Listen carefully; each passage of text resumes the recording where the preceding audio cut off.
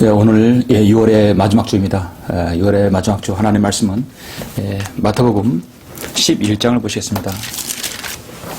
마태복음 11장 25절부터 27절까지입니다.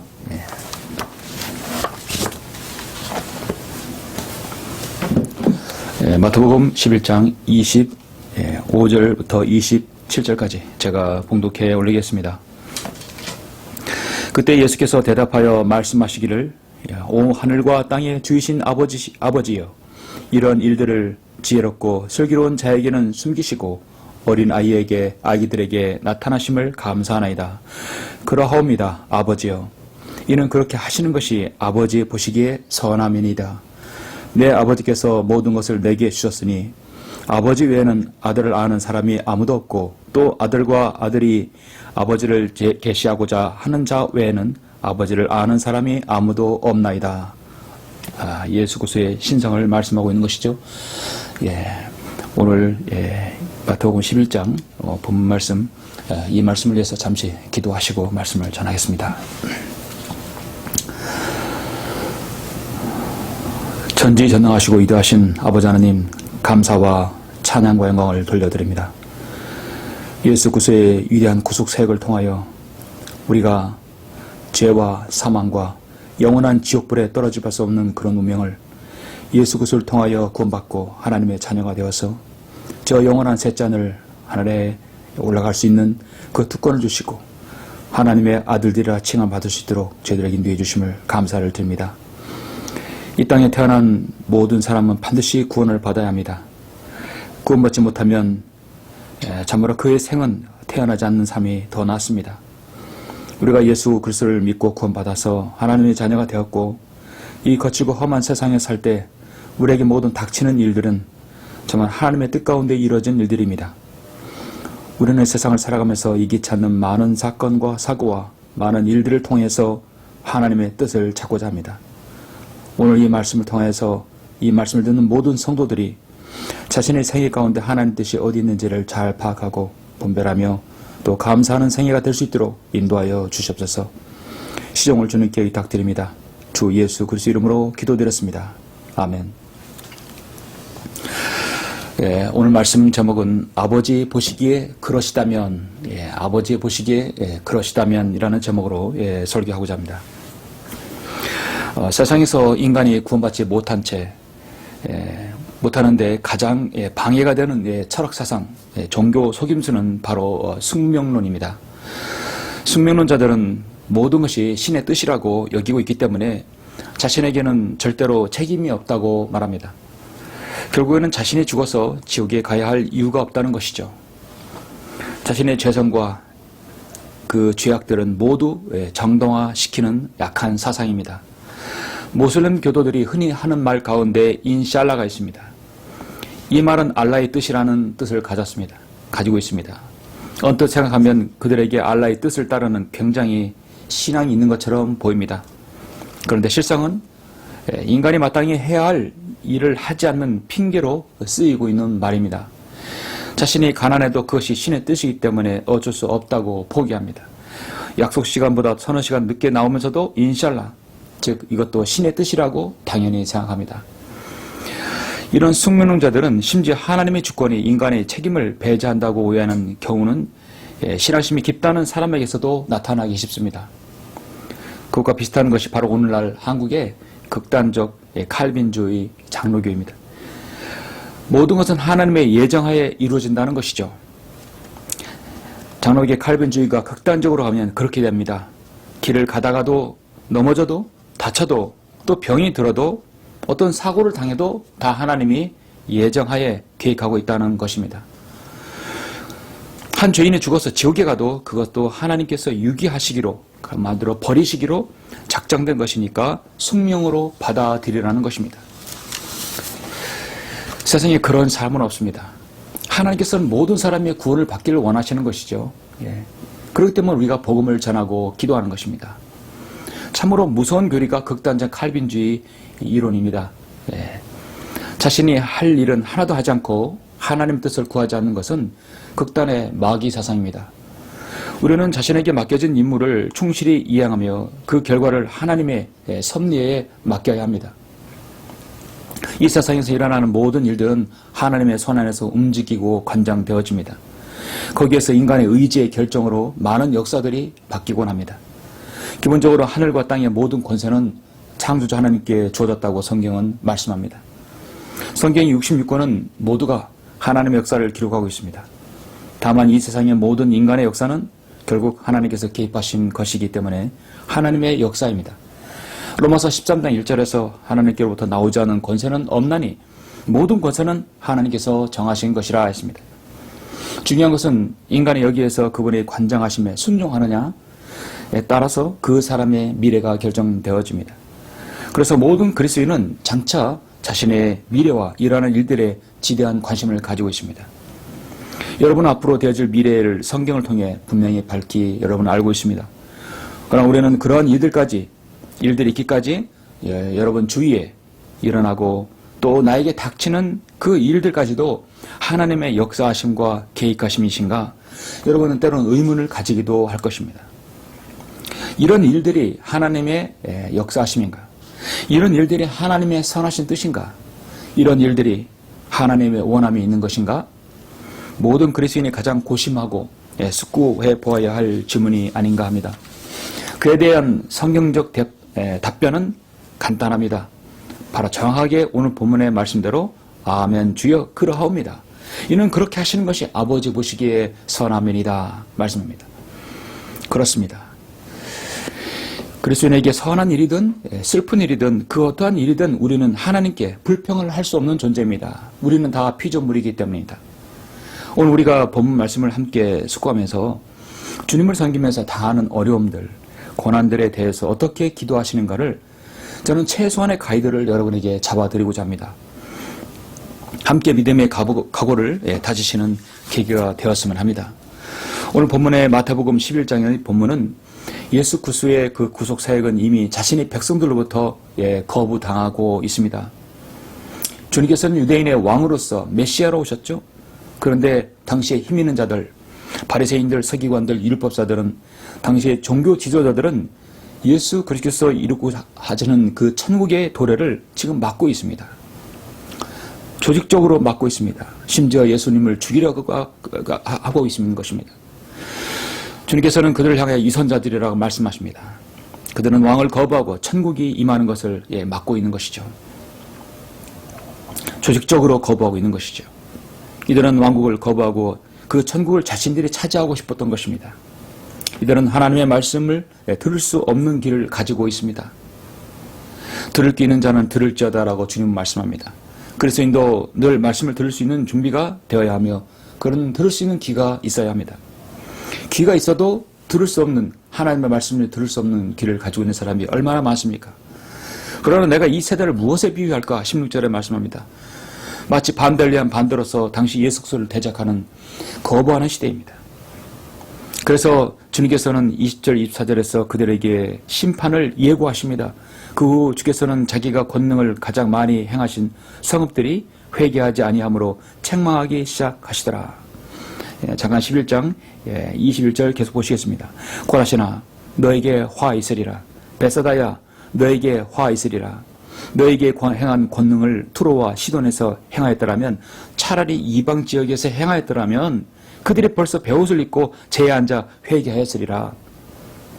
그러나 내가 너에게 말하노니 심판날에 투론과 시돈이 너희보다 더 견디기 쉬우리라. 가퍼나움아 하늘까지 높아진 너는 지옥까지 낮아지리라. 너에게 행하였던 권능을 소돔에서 행하였더라면 그 성읍이 오늘까지 남아 있었으리라. 그러나 내가 너에게 말하노니 심판날에 소돔 땅이 너보다 더 견디기 쉬우리라고 하시더라. 주님께서 앞으로 이스라엘 유대인들에게 당할 고난과 그 땅에 있을 그 심판이 얼마나 극렬한지를 주님께서 미리 경고하시죠. 지금 그들이 예수 그리스도의 메시아 되심을 왕 되심을 거부한 죄는 투로와 시돈의 우상 숭배보다 소돔의 성적 타락보다 더 큰 죄라고 말씀하고 있습니다. 그리고 오늘 본문의 25절부터 20절 말씀하십니다. 그때 예수께서 대답하여 말씀하시기를 오 하늘과 땅에 주신 아버지여 이런 일들을 지혜롭고 슬기로운 자들에게는 숨기시고 어린 아기들에게 나타나심을 감사하나이다. 정작 유대인들은 믿지 아니하는데 이방인들이 믿는다는 것이죠. 그리고 어린 아이들도 믿는다는 것입니다. 그러하옵니다. 아버지요. 이는 그렇게 하시는 것이 아버지 보시기에 선함이니이다.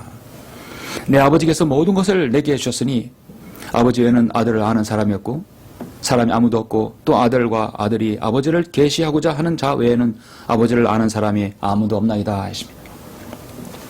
이스라엘의 극소수만이 주님을 영접하고 메시아로 인정하는 것입니다. 그들의 존재는 세상에서 가장 미약한 존재였던 것입니다. 오늘 복음을 받아들이는 여러분은 이 말씀을 어떻게 보십니까? 고린도전서 1장 18절 십자가를 전파하는 것이 멸망하는 자들에게는 어리석은 것이라 하겠습니다. 구원을 받은 우리에게는 하나님의 능력이라 했습니다. 고린도전서 1장 21절에서 하나님의 지혜에 있어서 세상의 지혜, 그 지혜로 하나님을 알지 못하였기에 하나님께서 복음 전파의 어리석음으로 믿는 자들을 구원하시기를 기뻐하셨느니라 말씀합니다. 이제 유대인들 이스라엘의 거부는 이제 표면적으로 드러나기 시작합니다. 예수 그리스도께서는 메시아를 거부한 자들의 형벌을 말씀하신 다음에 이제 마지막 28절, 29절, 30절에서 이스라엘 민족 전체에서부터 이제는 자기에게 따라오는 모든 개개인에게 무제한적인 초청을 하고 계십니다. 수고하고 무거운 짐진 자들아 다 내게로 오라. 그러면 내가 너에게 쉼을 주리라. 나는 마음이 온유하고 겸손하니 내 멍에를 메고 나에게서 배우라. 그러면 너희가 너희 혼에 쉼을 얻으리라. 이는 내 멍에는 쉽고 내 짐은 가볍기 때문이라 고 하시더라 했습니다. 정말 여러분 이 마태복음 11장 이 본 말씀부터 해서 28절, 29절, 30절은 너무도 귀한 말씀이죠. 위대한 구절입니다. 전 인류를 위한 가장 포괄적이고 무제한적인 파격적인 초청입니다. 지금까지 왕은 지속적으로 거부되어 왔지만 주님께서는 그들에게 무제한적으로 초청하십니다. 이방인들도 들어와라는 것이죠. 개별적으로 예수 그리스도를 메시아로 받아들이는 제자들과 일부 백성들을 보시고 주님의 마음은 감사와 기쁨이었습니다. 그것이 하나님의 뜻이며 하나님께서 보시기에 선한 일이었습니다. 그러합니다. 아버지요. 이는 그렇게 하시는 것이 아버지 보시기에 선함이니이다. 그리스도인에게 일어나는 모든 일은 우연이 없습니다.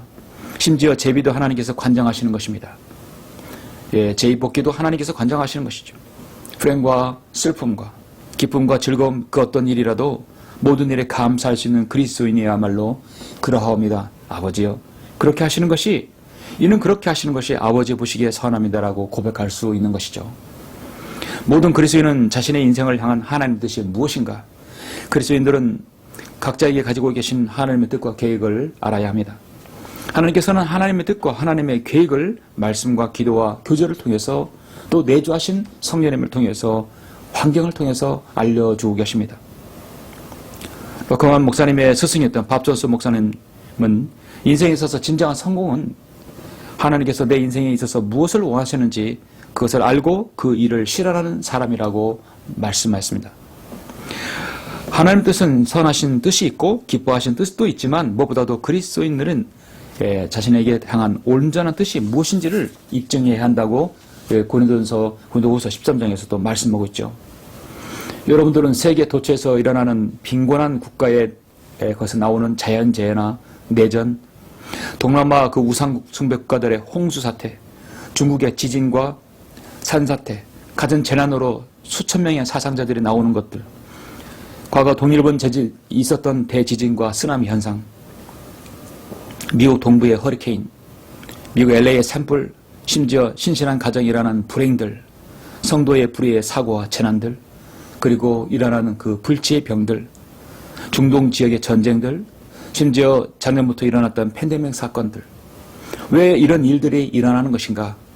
가장 성경적인 답변은 오늘 본문의 말씀입니다. 그러하옵니다. 아버지여, 이는 그렇게 하시는 것이 아버지 보시기에 선함이니이다.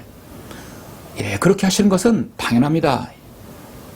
여러분은 지금 잠시 이제 아버지 보시기에 그러시다면 우리의 믿음의 자세에 대해서 제가 두 가지를 잠시 여러분에게 말씀을 드리겠는데요. 여러분 이 말씀을 잘 들으시길 바랍니다. 이 일은 혹 여러분에게 닥칠 수 있는 일들입니다. 이 말씀은 여러분의 고백이 될 수도 있기 때문입니다. 이 말씀은 바로 나의 간증이 될 수도 있기 때문입니다. 아버지 보시기에 그러시다면 첫 번째, 하나님께서 우리 자신에게 이루어진 역사는 모두가 선하시고 옳다는 고백을 해야 합니다. 하나님께서 하시는 모든 역사는 선하고 옳습니다. 제가 25절, 26절 방금 말씀드렸기 때문에 제가 주중에 다시 한번 또 말씀을 드리겠습니다. 핵심적인 말씀, 그러하옵니다. 아버지여, 이는 그렇게 하시는 것이 아버지 보시기에 선합니다. 모든 것은 하나님께서 관장하십니다. 근데 그렇게 하시는 것이 우리는 따르겠습니다 하는 것이죠. 선하다는 것이죠. 우리 주님의 말씀이고 그리고 바로 저와 여러분의 믿음의 고백입니다. 사실 이렇게 말하는 것은 너무나 쉽습니다. 그러나 그 당사자들이 그런 믿음으로 그렇게 말하는 것은 여러분 쉽지 않습니다. 정말 그렇게 믿음으로 말하는 성도는 존경받는 성도가 됩니다. 하나님께서 성도들에게 하신 모든 일들은 감사하다는 뜻이죠. 하나님께서 우리 자신에게, 여러분 자신에게 이루신 역사는 선하고 옳습니다. 그리고 여러분 거기에 대해 감사를 표명해야 한다는 것이죠. 여러분의 현재 영적인 상황과 가정과 경제적인 상황들 감사하십니까? 우리가 기도할 수 있는 근거가 무엇입니까? 우리가 하나님 아버지께 감사함으로 알을 수 있는 것이 무엇입니까? 현재 처해진 상황에 대해서 그리스도인이 진정으로 감사할 수 있다는 것은 참으로 대단한 믿음입니다. 현재 처해진 상황에 감사하라고 데살로니가전서 5장 18절에서 말씀합니다. 모든 일에 감사하라. 이것은 그리스도 예수 안에서 너희에 관한 하나님의 뜻이니라 했습니다. 여러분은 송명의 시인의 이런 가사의 찬양을 들어보신 적이 있으십니까? 아마 있을 것입니다. 나 가진 재물 없으나, 나 남이 가진 지식이 없으나, 나 남에게 있는 건강이 있지 않으나, 나 남이 없는 것 있으니, 나 남이 못 본 것을 보았고, 나 남이 듣지 못한 음성을 들었고, 나 남이 받지 못한 사랑을 받았고, 나 남이 모르는 것을 깨달았네. 공평하신 하나님이 나 남이 가진 건 나 없지만 공평하신 하나님이 나 남이 없는 것 갖게 하셨네. 여러분, 송명희 그리스도인의 그 시인입니다. 너무나도 잘 알려지고 많은 성도들에게 감명과 도전이 되는 가사입니다. 송명희 시인은 1963년 서울에서 출생하였습니다. 날 때부터 뇌성마비 장애를 얻었습니다. 1963년 6월 23일 병원에서 아무 소리 없이 세상의 빛을 보아야 했던 이 아기는 엄마 외에는 다른 어느 아기처럼 주변에서 참으로 축복을 받지 못했습니다. 송명희 시인이 만난 첫 번째 세상입니다. 당시 아버지는 결핵으로 몸이 온전하지 못했기 때문에 집안은 기울 대로 기울었습니다. 엄마의 저도 한번 바라보지 못하고 쌀가루를 끓인 물만으로 근근히 생명을 이어가야만 했었다고 합니다. 그녀는 자라면서 너무도 힘들었기 때문에 나는 내 몸이 장애인이 된 것이 괴로웠던 것이 아니라 사랑의 욕구를 채워줄 사랑마저도 받지 못하는 것이 외로웠고 무시받고 넌 아무것도 할 수 없어라는 그렇게 인식되는 것이 너무도 분했다라고 소회를 밝혔습니다. 나 남이 모르는 것 깨달았네. 그녀는 그렇게 고백합니다. 공평하신 하나님이 나 남이 가진 것 나 없지만 공평하신 하나님이 나 남이 없는 것 갖게 하셨네. 하나님께서는 공평하시다라고 말씀하고 있습니다. 그렇게 어려운 장애를 겪은 그 사람의 고백입니다. 여러분, 세상에 대해서 어떤 일에 대해서 불평하시는 분이 있습니까? 이 송명희 씨는 하나님은 공평하시다 말하고 있습니다.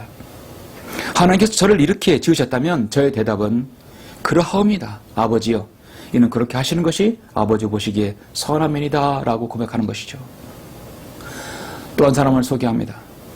이 사람은 한 대학의 사회복지학 교수입니다. 이름은 이지선입니다. 지난 2000년 한 21년 됐죠. 이화여대 유아교육제 4학년 재학 중이었습니다.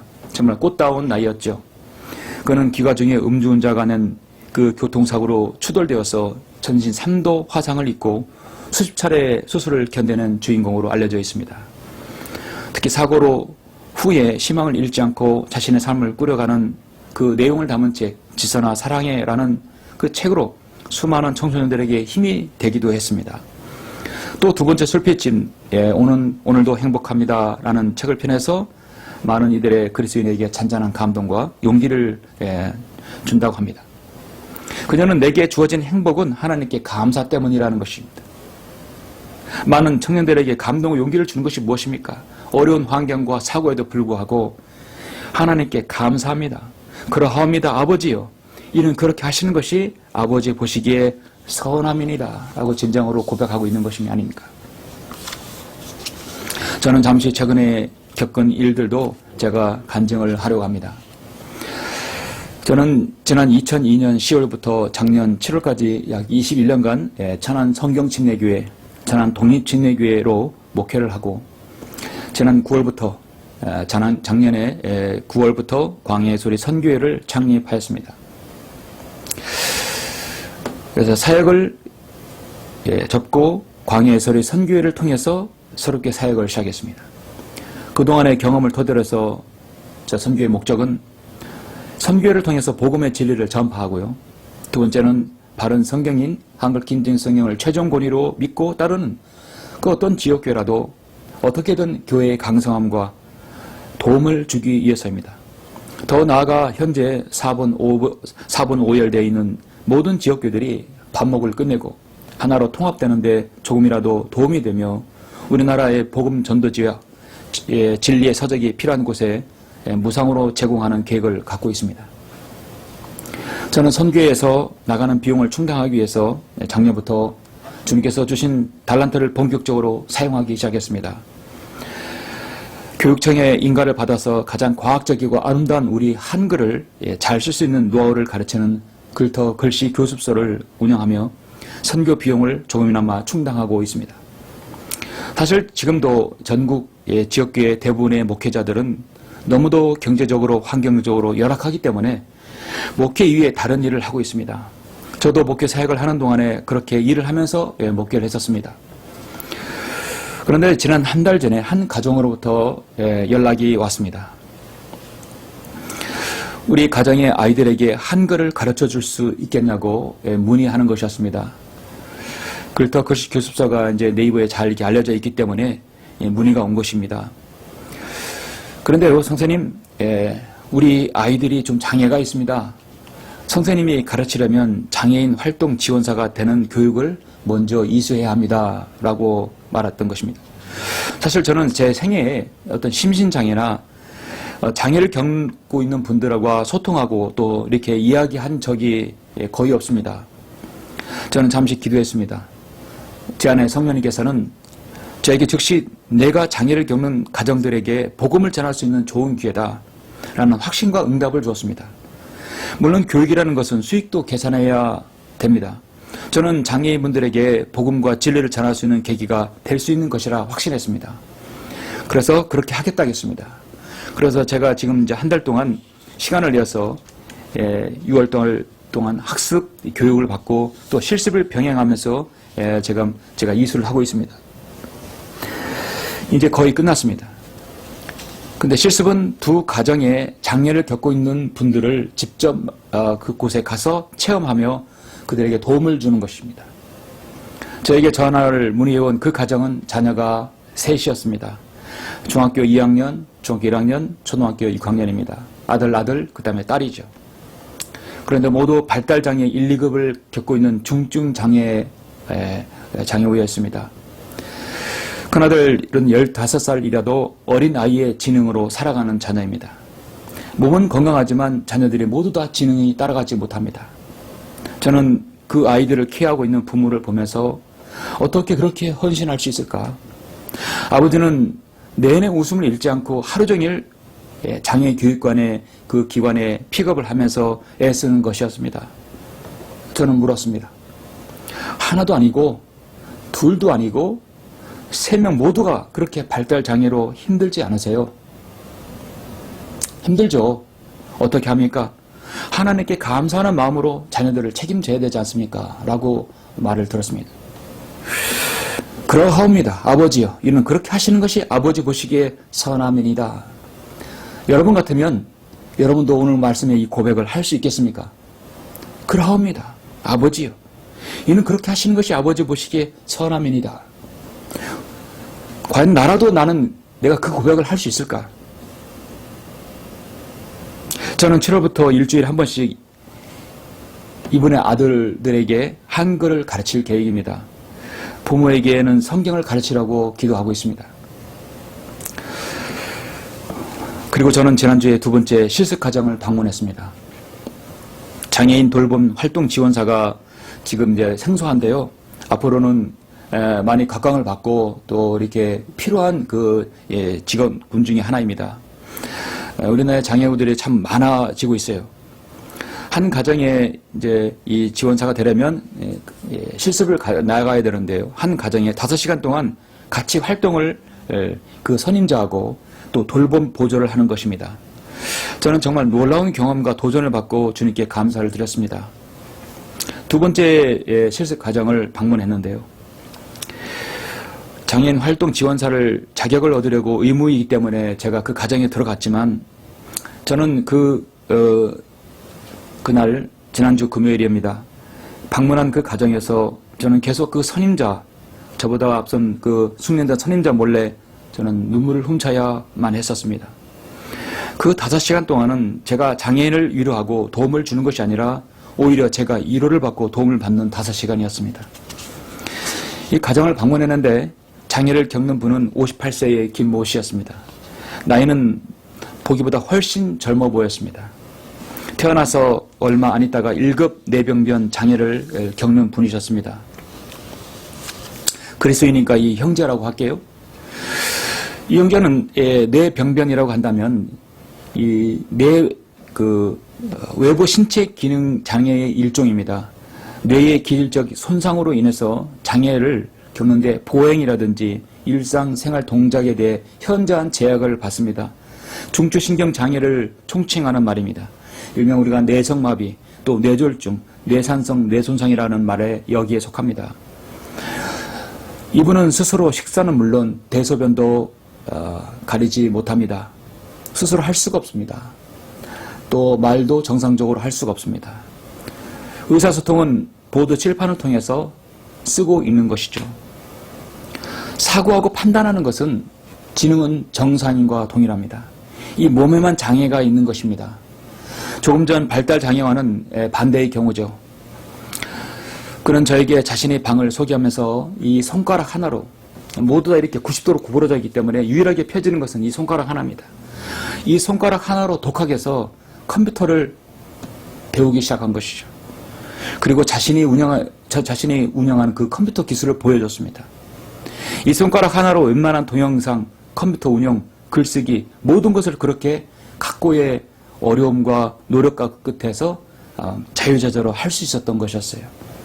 저는 정말 그의 솜씨와 그의 노력의 놀라움을 제가 놀라워하고 있는 상황에서 그는 자신이 쓴 한 화면을 저에게 보여줬습니다. 글을 썼는데요. 컴퓨터 화면에 글 제목이 K에게였습니다. 저는 그 글을 읽고 정말 정상적인 그리스도인이라면 그 글을 읽고 눈물을 흘리지 않을 수 없었다고 생각합니다. 제목은 K에게였습니다. 제가 다 소개할 수는 없지만 핵심은 이렇습니다. 야, 누구누구야. 자신이 자신에게 스스로 하는 말입니다. 거기에 자기 이름이 있어요. 야, 누구누구야. 여러분은 자신이 자신에게 스스로 편지를 써보신 적 있으십니까? 여러분 자신에게 편지나 글을 써보신 적 있으십니까? 이분은 지금까지 58년 동안 1급 뇌병변 장애를 겪은 그 삶의 소회를 간증으로 자신에게 쓰는 편지였습니다. 자신에게 쓴 그 글은 누구누구야. 너는 말이야. 자신에게 스스로에게 하는 말이에요. 너는 말이야 장애를 겪는다고 세상을 포기할 거냐? 아니야. 너는 감사하며 살아야 돼. 야, 너는 만약에 정상으로 태어났다면 뭐가 되었을 것 같으냐? 너는 분명히 조폭이 아니면 제비가 되었을 거야. 거기에 너는 살인자가 되었을 거야. 그렇게 쓰여 있어요. 정말 그의 전체적인 골격은요. 정상인이었다면 정말 조폭 아니면 남봉꾼 제비가 되었을 정도로 출중한 외모였습니다.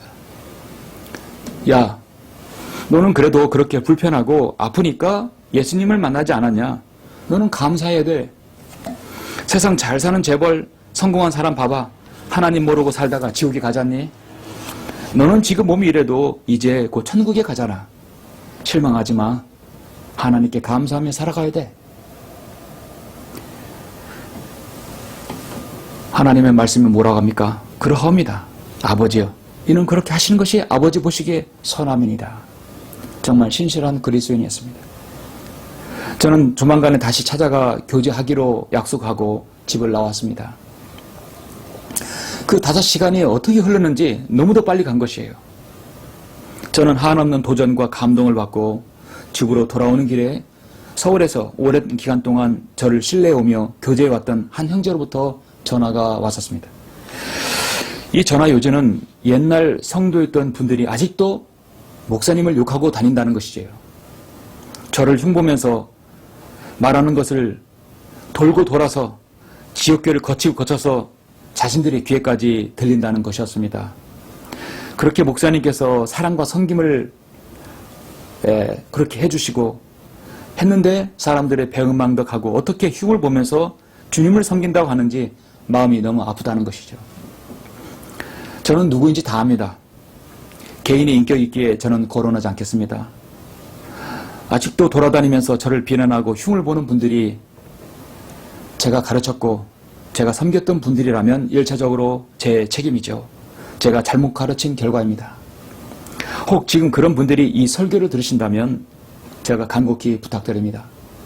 지난 21년간 사랑과 정성으로 섬김으로 목회를 한 저에게 이제 그만 비난하시고 그 지역교회에서 신실하게 목자의 말씀을 잘 따르고 섬기시길 간절히 바라는 것입니다. 마태복음 7장 1절에서 뭐라고 말씀합니까? 판단하지 말라. 그리하면 너희도 판단받지 않을 것이라. 너희가 판단하는 그 판단으로 너희도 판단받을 것이며 너희가 재는 그 자로 너희도 다시 측정을 받으리라. 그래서 반드시 그것의 심판상에 나가지 않습니까? 어떤 사람이 불행한 생애를 살고 있습니까? 여러분, 누가 불행한 그리스도인입니까?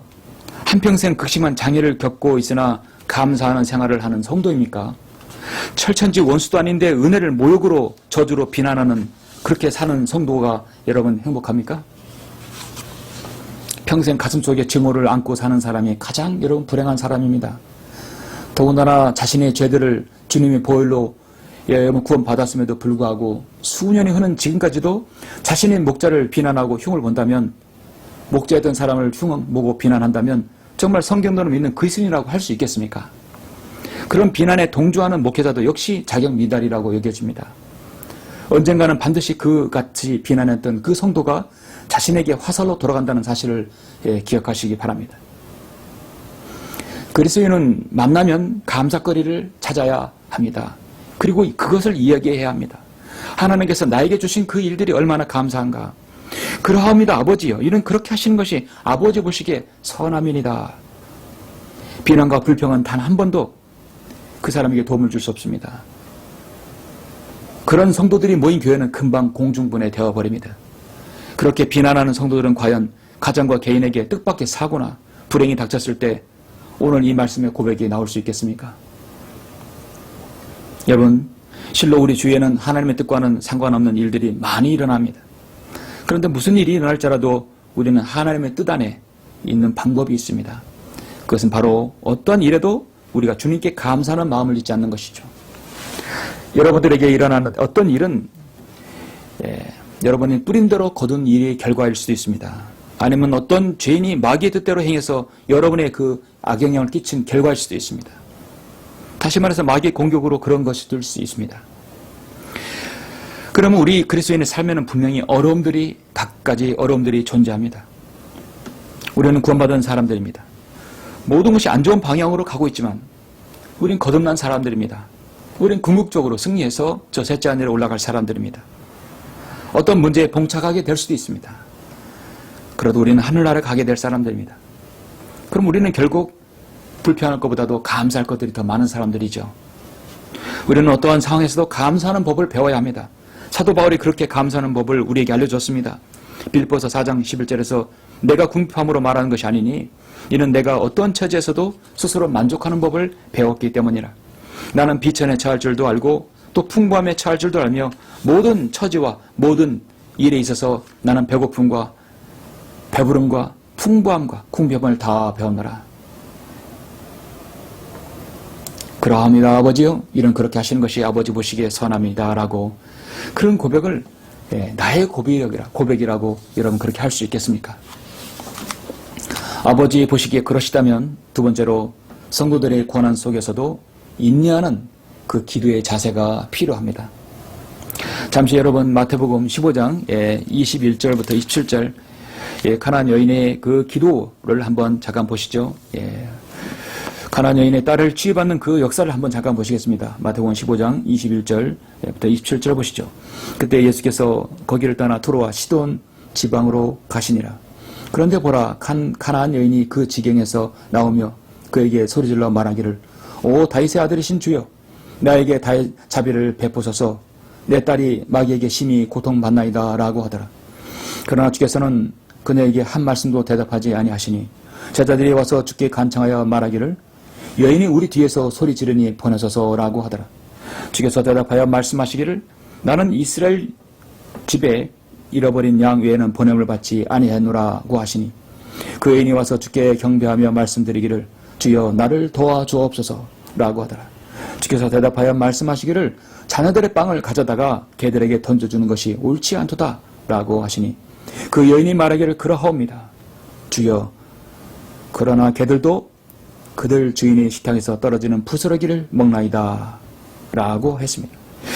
예수께서 대답하여 그 여인에게 말씀하시기를 오 여인아 내 믿음이 크도다 내가 바라는 대로 될지어다 라고 하시자 그 여인의 딸이 그 시각으로 나으니라. 참으로 훌륭한 믿음이죠. 이 믿음의 여인이 어디입니까? 바로 투로와 시돈 지방입니다.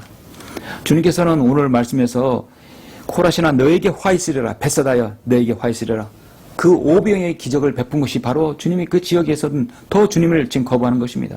너에게 행한 권능을 투로와 시돈에서 행하였더라면 그들이 벌써 베옷을 입고 제에 앉아 회개하였으리라 했습니다.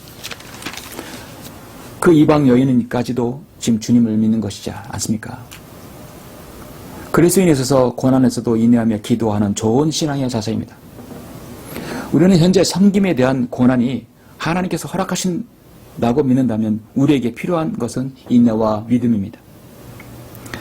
이 가나안 여인은 인내와 믿음이 있었습니다. 그러하옵니다. 너는 개야.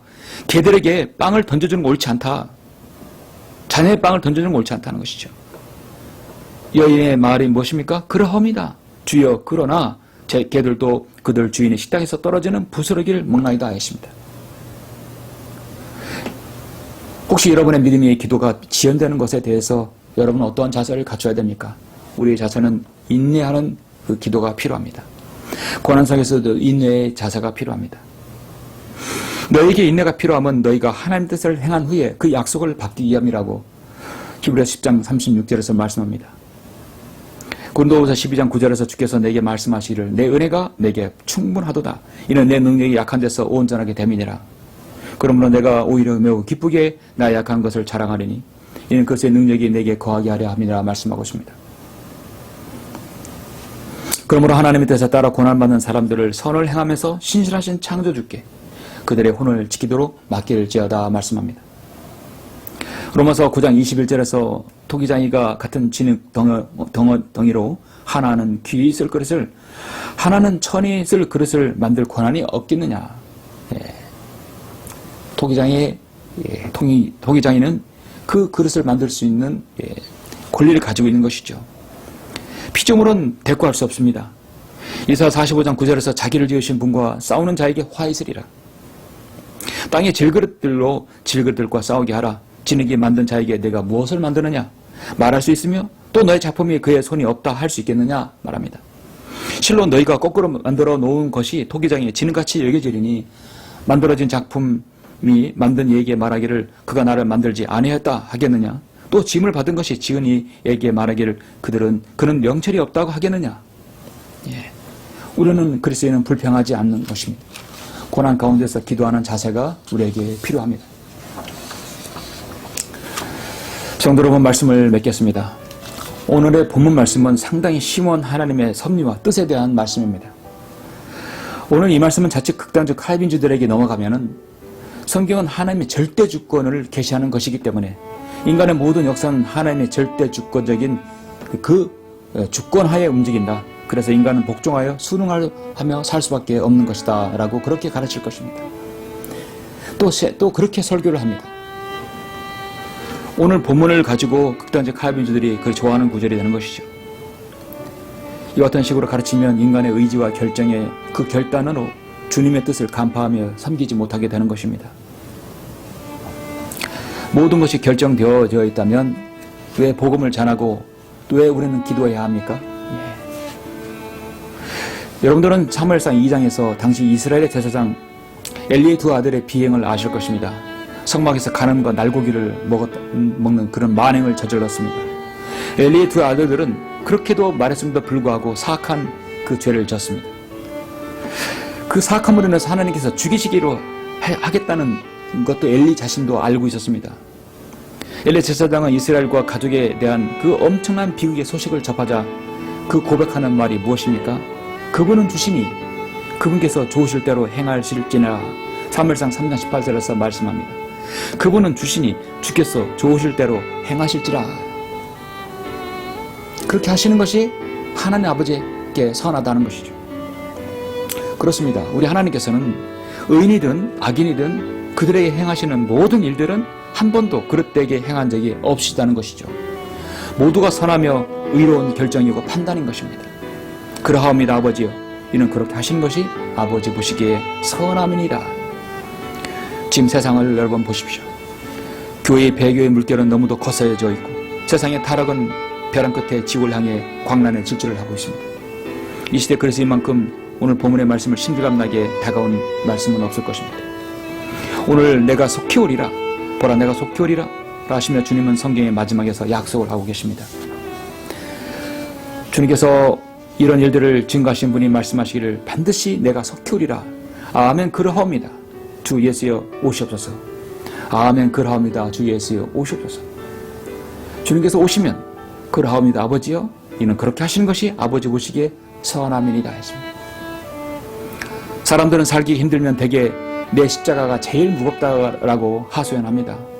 그러나 여러분 그 십자가를 자세히 들여다보면 그 사람의 성격과 환경과 여건을 볼 때 그 십자가가 그 사람에게 제일 가장 잘 감당할 만한 십자가이기 때문에 하나님께서 지워주시는 것입니다. 그러면 그 사람의 그 성도의 고백은 그러하옵니다 아버지여, 이는 그렇게 하시는 것이 아버지 보시기에 선함이니이다 라고 고백하는 것이죠. 우리 주님께서는 우리를 위한 구속사역을 행하실 때 극심한 십자가의 고통과 질고를 앞에 두고 무엇이라고 기도하셨습니까? 누가복음 22장 42절에 아버지시여 원하시면 이 잔을 내게서 옮겨 주옵소서. 그러나 내 뜻대로 하지 마옵시고 아버지의 뜻대로 하옵소서. 그러하옵니다 아버지여, 이는 그렇게 하시는 것이 아버지 보시기에 선함이니이다 합니다.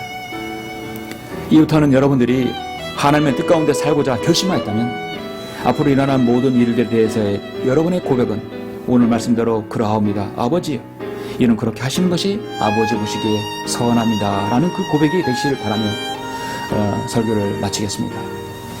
잠시 기도하는 시간 갖겠습니다.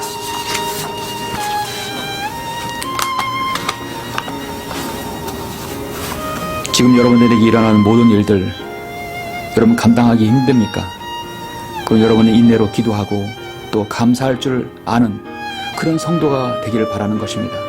그러합니다 아버지요, 이는 그렇게 하시는 것이 아버지 보시기에 선합니다라는 그 고백이 여러분의 고백이 되기를 바랍니다.